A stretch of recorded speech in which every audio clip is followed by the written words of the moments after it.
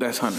Apple just announced Logic Pro and Final Cut Pro is coming to iPad. Now, what does that mean for us? Let's dig into it. Logic Pro for iPad. This looks phenomenal. So we have the touch and play, of course. We have our plugins, which is dope. So we're going to have all of our Logic Pro stock plugins, which I think is dope. We're going to have like the same similar grid, just like on Logic Pro for desktop. Looks like you're going to have the GarageBand import, which is dope.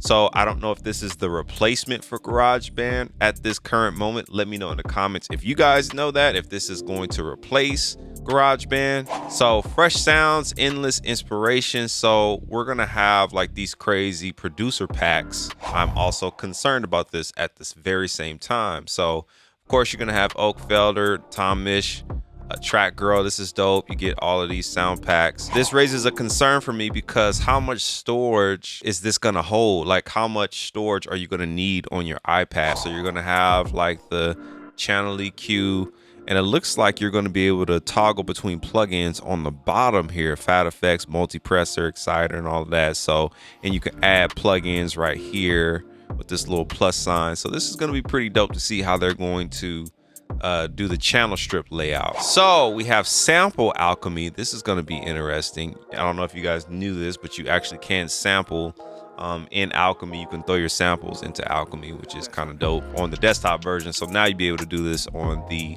mobile version. Quick Sampler is coming to the iPad. I think that is fire because you'll be able to sample something, I believe, using the internal speakers and make an instrument out of it. And of course, in the Apple ad, they did a phenomenal job of selling you on being able to do that. So we have, looks like the retro synth here and then drum machine designer. So let's talk about this one, the Beat Breaker. This is supposed to be like this new processor where you could do some crazy stuff with your samples, do some stutter effects. As you can see here, we have repeat 2, halftime, slow flow, artful jumble, time surprise. So as we mentioned earlier, the quick sampler, I'm really excited about this. I'm curious to see how this is going to work on the iPad. This is something that I'm really excited about, the mixer. On the Logic remote for iPad, the only thing that you could see is just the track numbers, and then you have to select whether you want to see the faders or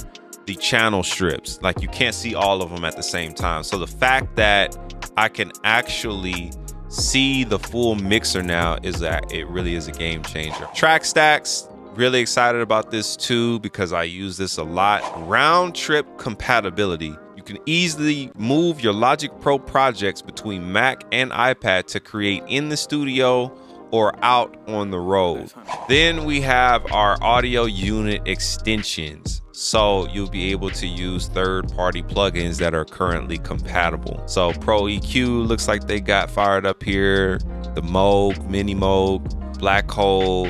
My concerns. One, let's start with storage. This is the current iPad I have right now, and it only has 64 gigs of storage. These libraries, we're talking about at least a bare minimum of 68 gigs to 80 gigs of library storage. I don't know how they're going to combat that or synthesize these files down to be able to work with a lower storage iPad. My second concern, AU plugin compatibility. We are still dealing with incompatibility probably to this day with certain plugins. Majority of plugins are working, but supported, that's another conversation. I don't know, run our sessions on an external drive. These are very important questions. Here we have it, guys, boys and girls.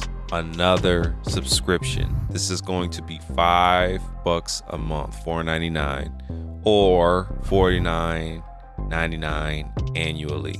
You will not be able to own this. Now, I thought we would have learned from the whole Waze fiasco, but I understand that we have to all eat. These companies got to eat. They got to keep the lights on, and this guarantees them a certain amount of income. I get that. Kind of sucks that I won't be able to own it since I've already owned Logic Pro on my desktop.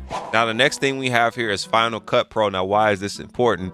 Well, because a lot of you guys have been asking how do I edit my viral TikTok music producer videos and IG Reels? And I use Final Cut on my desktop to edit my videos, and I did a video on that, and I'll leave that linked in the description so you guys can check it out at your discretion. It is going to be an additional $5 a month or $50 annually, so that's another $10 a month. Let's have a healthy dialogue in the comment section, because I really do want to talk to you guys about this, and I'll catch you on the next one. Peace.